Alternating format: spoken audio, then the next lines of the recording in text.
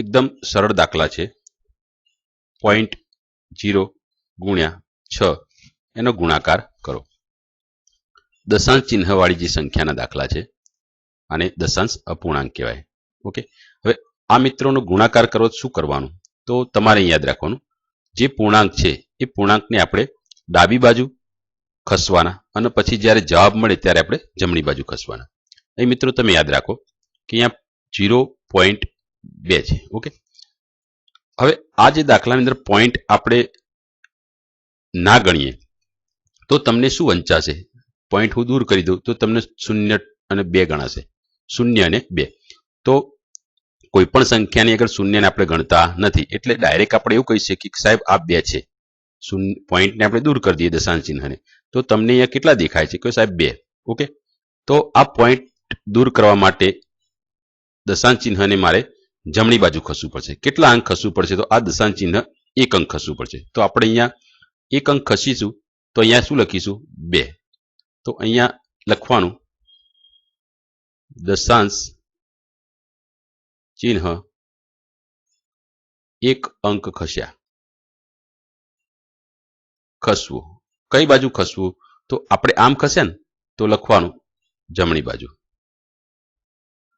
Okay, તો દશાંશ ચિહ્ન 1 અંક આપણે જમણી બાજુ ખસવું એટલે ખસ્યા।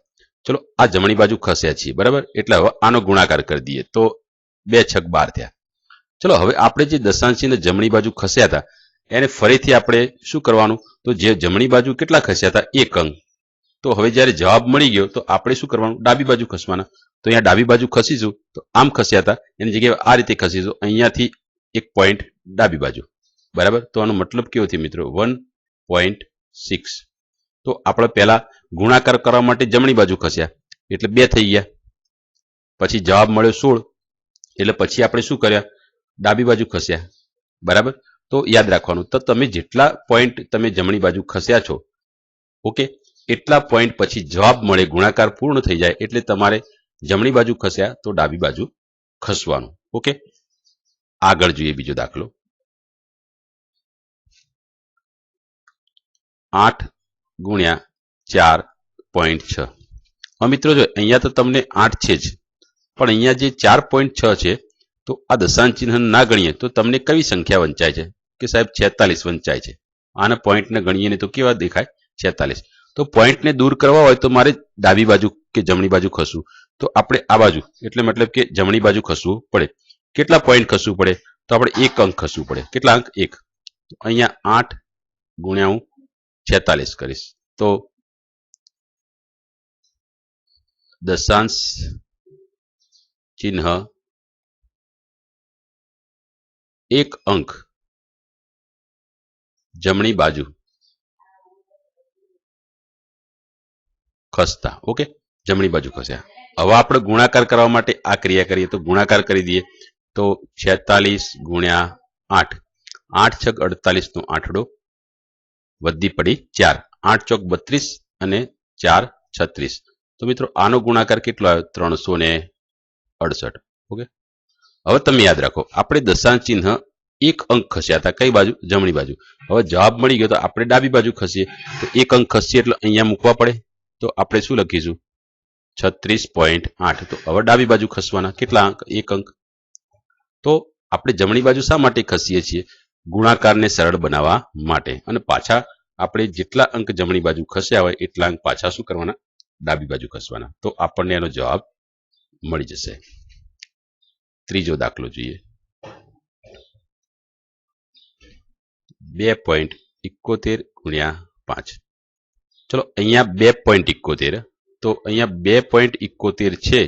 જો આ પોઈન્ટને હું ના ગણું તો તમને કેટલા વંચાય છે, તો કહેશું સાહેબ 271। ઓકે, તો આ 271 કરવા માટે આ પોઈન્ટને મારે કેટલા અંક ખસાડવા પડે, જો 1 7 અહીંયાથી 1 7 અને 1 ટોટલ 2 અંક ખસાડવા પડે। કેટલા અંક 2। તો અહીંયા સીધે સીધો જવાબ શું મળે 271 ગુણ્યા 5। તો આપણે કેટલા દશાંશ ચિહ્ન ખસ્યા, તો દશાંશ ચિહ્ન 2 અંક ખસ્યા। કેટલા અંક 2 અંક જમણી બાજુ ખસ્યા, તો જમણી બાજુ ખસવું। ઓકે, બે અંક ખસે આપણે. ઓકે, હવે આપણે ગુણાકાર કરી દઈએ તો 5 એકા અહીંયા 5 એકા 5 5 સિત્તા 35 નો પાંચડો વધી પડી 3 5 દુ 10 10 નો 3 13. ઓકે, તો અહીંયા 1352 થયા. ઓકે, હવે અહીં શું કરવાનું, જો આપણે જમણી બાજુ કેટલા અંક ખસ્યા હતા, 2 અંક, તો હવે જવાબ મળી ગયો તો આપણે ડાબી બાજુ ખસીએ તો અહીં 1355 ની ડાબી બાજુ 1 અંક અને 2 અંક, તો અહીંયા આપણે 2 અંક ખસીશું એટલે અહીંયા 13.55 1 અને 2 અંક અહીં પોઈન્ટ મૂકી દેવાના. તો આ મિત્રો તમારો શું થશે, જવાબ. ઓકે, તો આપણે જમણી બાજુ કેમ ખસીએ છીએ, સંખ્યાને પૂર્ણાંક બનાવવા માટે. ઓકે, કારણ કે ગુણાકાર સરળતાથી કરી શકાય અને પછી પાછા જે સ્થિતિમાં હતા એ સ્થિતિમાં આપણે આવી જવાનું. આગળ જોઈએ ચોથા નંબરનો દાખલો.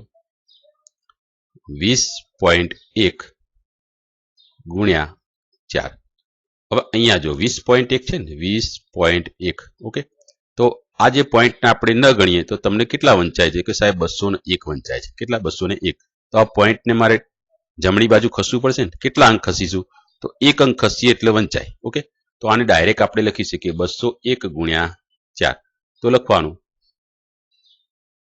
જમણી બાજુ 1 દશાંશ અંક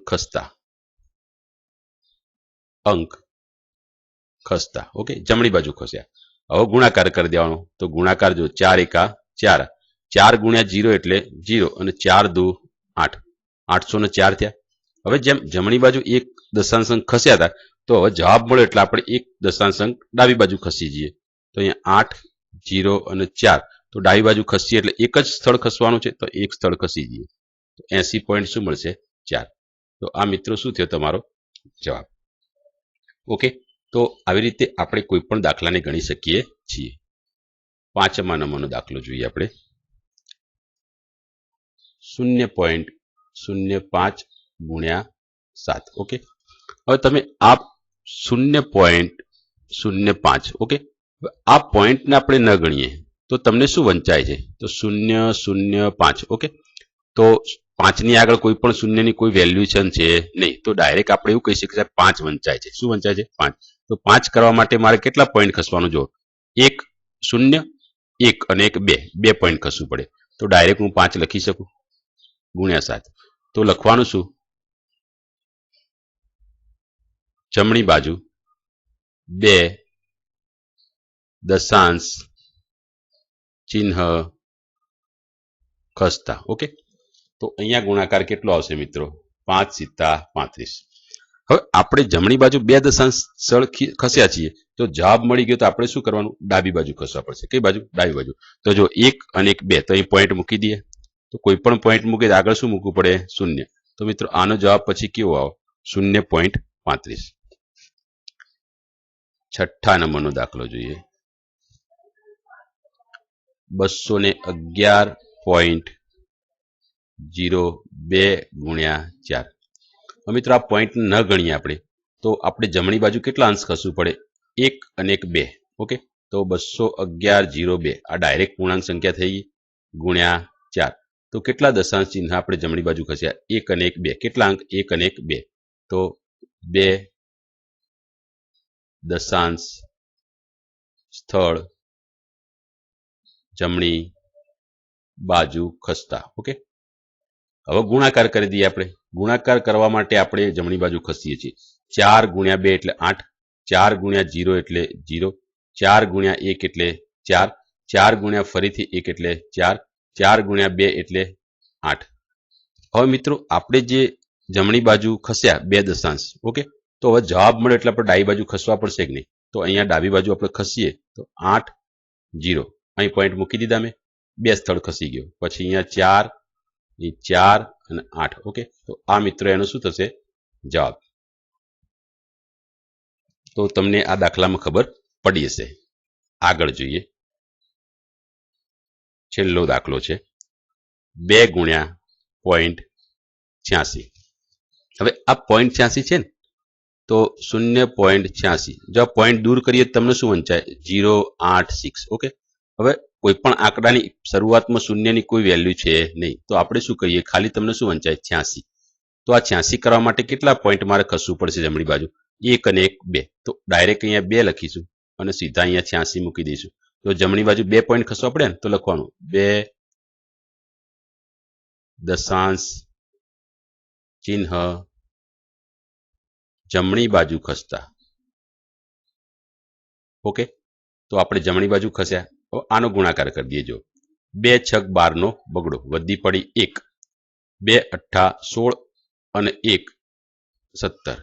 ઓકે, 172. હવે મિત્રો આપણે 2 દશાંશ જમણી બાજુ ખસ્યા, તો 2 દશાંશ આપણે ડાબી બાજુ આવવું પડશે. તો જો અહીંયા 2 અને 7, હવે અહીં પોઈન્ટ મૂકું, 2 દશાંશ ખસે તો 1.72.